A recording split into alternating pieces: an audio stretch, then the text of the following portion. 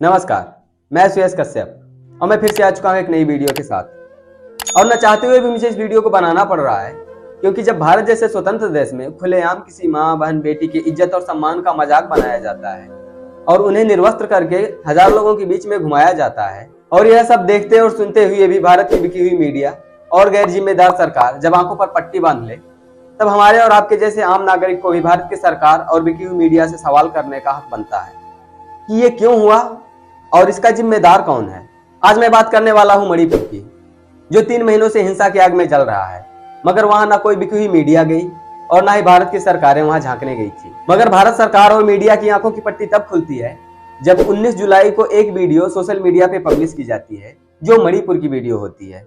इस वीडियो में 2 औरतों को निर्वस्त्र करके हजार लोगों के बीच में परेड कराया जाता है और उनके साथ घिनौनी हरकतें की जाती है, तथा इन्हीं में एक 20 साल की लड़की होती है जिसके साथ बुरा बर्ताव किया जाता है और उसका विरोध करने पे उसके भाई और बाप को गोली मार दी जाती है। आप जरा सोच कर देखें कि भारत जैसे स्वतंत्र देश में किसी औरत के साथ ऐसा व्यवहार होना भारत के लिए कितना निंदनीय है। मगर सबसे शर्मनाक बात तो यह है कि जब मणिपुर के सीएम से पूछा गया इस वीडियो के बारे में, तो उन्होंने अपने सफाई देते हुए कहा कि आपने एक वीडियो पा लिया तो उसकी जड़ तक जा रहे हैं, मगर यहाँ ऐसे सैकड़ों केस होते रहते हैं।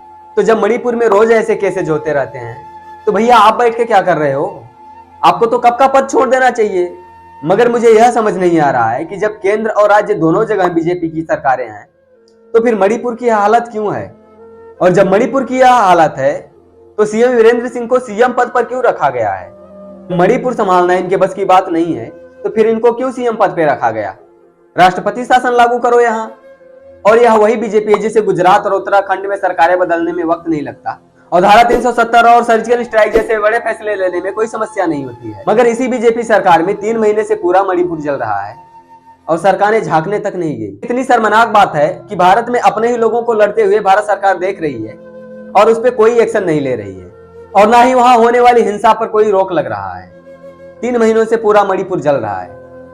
और मैं भारत की बिकी हुई उस मीडिया से सवाल करना चाहता हूं जिन्होंने ज्योति मौर्य से लेकर सीमा हैदर तक की पूरी कुंडली खंगाल ली, मगर मणिपुर में क्या हो रहा है, कौन जल रहा है, कौन मर रहा है, इन्हें इस बात से कोई फर्क नहीं पड़ता। इन्हें सिर्फ चाहिए क्रिंज कंटेंट जिसपे ज्यादा टीआरपी मिले। इन्होंने मणिपुर की हालत भारत की जनता के सामने क्यों नहीं लाकर दिखाया?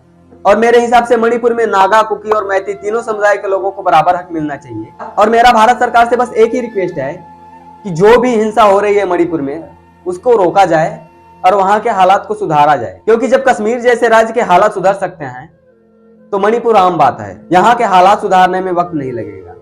फिलहाल आज के लिए बस इतना ही। अगर आपको वीडियो अच्छी लगी हो तो लाइक कीजिए और दोस्तों में शेयर कीजिए तथा चैनल को सब्सक्राइब भी कर लीजिएगा। और हम आपसे मिलते हैं एक नई वीडियो के साथ।